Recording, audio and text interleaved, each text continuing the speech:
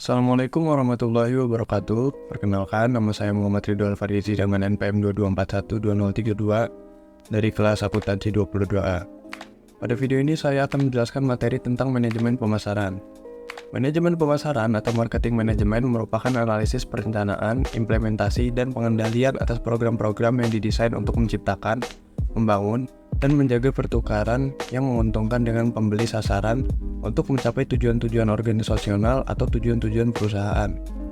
Manajemen pemasaran merupakan suatu usaha untuk merencanakan, menerapkan, yang terdiri dari kegiatan mengorganisasikan, mengarahkan, serta mengawasi atau mengendalikan kegiatan pemasaran dalam suatu perusahaan agar tercapai tujuan perusahaan secara efektif dan efisien. Fungsi manajemen pemasaran diantaranya ada aktivitas menganalisis, yaitu analisis yang dilakukan untuk mengetahui pasar dan lingkungan pemasarannya sehingga dapat diperoleh seberapa besar peluang untuk merebut pasar dan seberapa besar ancaman yang harus dimiliki. Berikut merupakan beberapa fungsi manajemen pemasaran. Yang pertama yaitu analisis pasar. Tugas manajemen pemasaran yang pertama adalah untuk mengetahui peluang dan ancaman hingga kebutuhan serta keinginan dari konsumen. Terdapat beberapa hal yang harus diperhatikan dalam proses kegiatan analisis pasar. Yang kedua yaitu segmentasi pasar. Segmentasi pasar merupakan membagi suatu pasar ke dalam kelompok-kelompok yang berbeda. Dalam setiap kelompok tersebut memiliki ciri yang nyaris sama. Yang ketiga yaitu menetapkan pasar.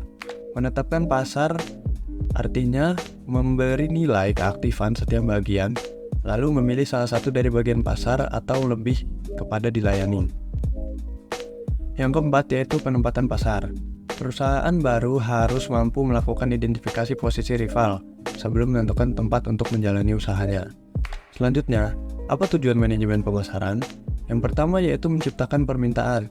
Ini menggunakan berbagai cara untuk membuat hubungan selera konsumen dan preferensi konsumen terhadap barang atau jasa yang ditawarkan.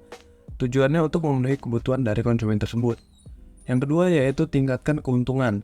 Keuntungan yang cukup harus bisa diperoleh sebagai hasil dari penjualan barang atau jasa yang diinginkan oleh konsumen secara memuaskan. Jika tidak memperoleh keuntungan, maka hal itu berdampak pada masa depan perusahaan.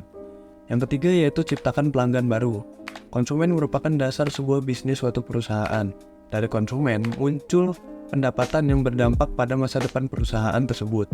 Eksplorasi dan identifikasi kebutuhan pelanggan secara lebih luas mampu menciptakan konsumen baru.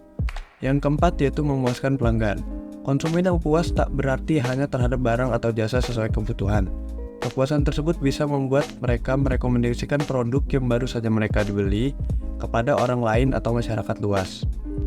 Dan yang terakhir atau yang kelima yaitu citra baik. Dalam buku manajemen pemasaran yang banyak beredar, salah satu tujuan dari manajemen pemasaran adalah agar produk yang dijual atau ditawarkan kepada masyarakat memiliki citra yang baik. Saya rasa sekian materi tentang manajemen pemasaran yang bisa saya sampaikan. Saya akhiri, wassalamualaikum warahmatullahi wabarakatuh.